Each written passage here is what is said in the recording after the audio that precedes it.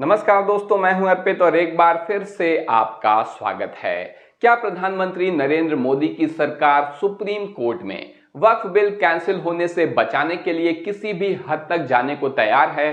क्योंकि जहां एक तरफ chief justice of India Sanjeev Khanna ने इशारा किया है कि वक्फ कानून कैंसिल भी हो सकता है सुप्रीम कोर्ट में, तो वहीं दूसरी तरफ मोदी सरकार खुद सीजेआई संजीव खन्ना की छुट्टी करने की तैयारियों में लग गई है। जी हां, और ये बात कोई दबी छुपी नहीं है। यही वजह है कि सरकार को सुप्रीम कोर्ट से तगड़ा झटका लगा है और चीफ जस्टिस ऑफ इंडिया ने मोदी सरकार को चेतावनी भी दी है कि अपनी हरकतें सही कर लें। आप देख सकते हैं यहां पर बड़ी खबर आ रही है कि सुप्रीम कोर्ट ने फैसला सुनाया है, पॉकेट वीटो का राइट किसी को नहीं। सुप्रीम कोर्ट ने पहली बार राष्ट्रपति को बिलों पर निर्णय लेने की समय सीमा तय कर दी है और यह सीधा सुप्रीम कोर्ट का टकराव हुआ है राष्ट्रपति भवन से। अगर सुप्रीम कोर्ट राष्ट्रपति भवन को इस तरह की नसीहत दे सकता है, खुद देश की राष्ट्रपति महामहिम द्रौपदी मुर्मू को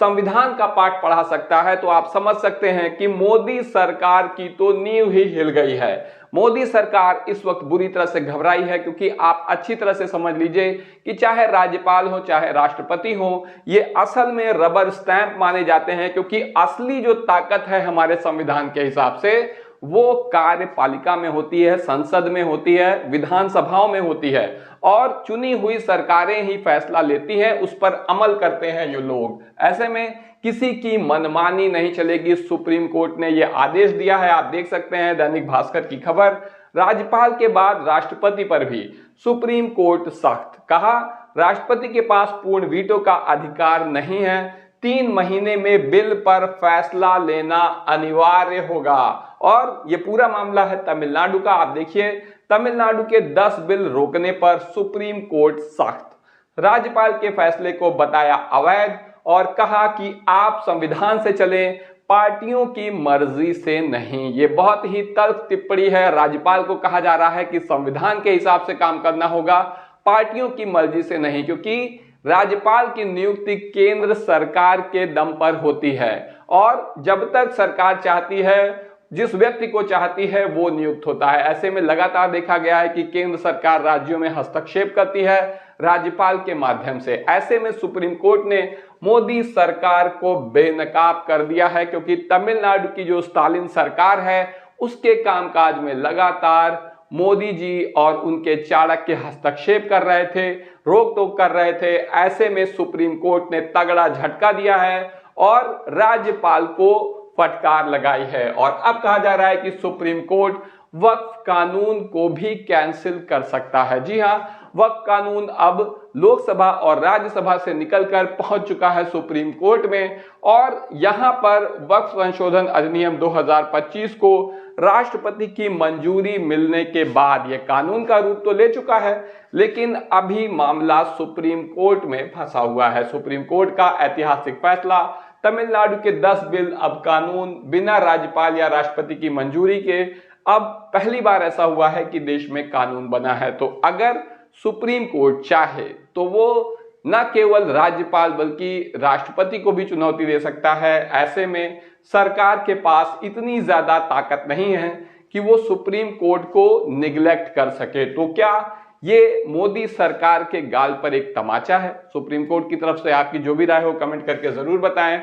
और यहां आप देख सकते हैं कि संजीव खन्ना, जिन्होंने इतना कड़ा फैसला सुनाया है, निश्चित रूप से जब से वो चीफ जस्टिस ऑफ इंडिया की कुर्सी पर बैठे हैं, मोदी सरकार की मुश्किलें बढ़ गई हैं। और अब क्या संजीव खन्ना वक्फ कानून पर भी यही हिम्मत दिखा पाएंगे? क्योंकि वक्फ कानून के खिलाफ दायर याचिका पर 16 अप्रैल को सुनवाई करेगा सुप्रीम कोर्ट और इस पर सुनवाई बहुत ही महत्वपूर्ण है। लेकिन एक और खास बात जो है वो ये है कि 15 मई को रिटायर होने वाले हैं संजीव खन्ना।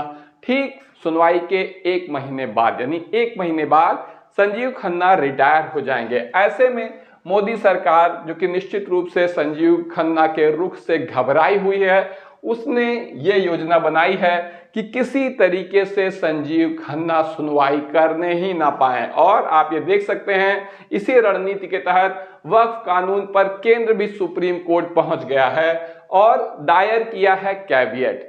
सुप्रीम कोर्ट में इनका कहना है कि 15 अप्रैल को सुनवाई हो जानी चाहिए बिना इनका पक्ष सुने कि कोई भी फैसला सुप्रीम कोर्ट ना दे, ऐसी मांग की गई है। और अब आप देख सकते हैं कि कैविएट के जरिए अमित शाह ने बड़ा खेल किया है। अपना पक्ष रखने में मोदी सरकार 1 महीने से अधिक का समय लगा देगी और इस तरह से धीरे धीरे करके 1 महीने का समय बिता दिया जाएगा। इसमें तो अमित शाह माहिर ही हैं और इसका नतीजा ये होगा कि संजीव खन्ना, जो कि 15 मई को रिटायर होने जा रहे हैं, वो इस मामले में कोई भी फैसला नहीं दे पाएंगे। मोदी सरकार को संजीव खन्ना के रिटायरमेंट का किस तरह से बेसब्री से इंतजार है, सरकार की रणनीति से उसे अच्छी तरह से समझा जा सकता है। वक्फ कानून पर सुप्रीम कोर्ट में 20 याचिकाओं पर सीजेआई खन्ना क्या सुनाएंगे फैसला, इसे लेकर सरकार की सांसें अटकी हुई हैं और मोदी सरकार से भी ज्यादा 2 लोग इसका इंतजार कर रहे हैं, जो हैं बैसाखियां, क्योंकि इन दोनों ने ही सरकार का समर्थन किया अपने मतदाताओं को, अपनी जनता वोटर को धोखा देते हुए।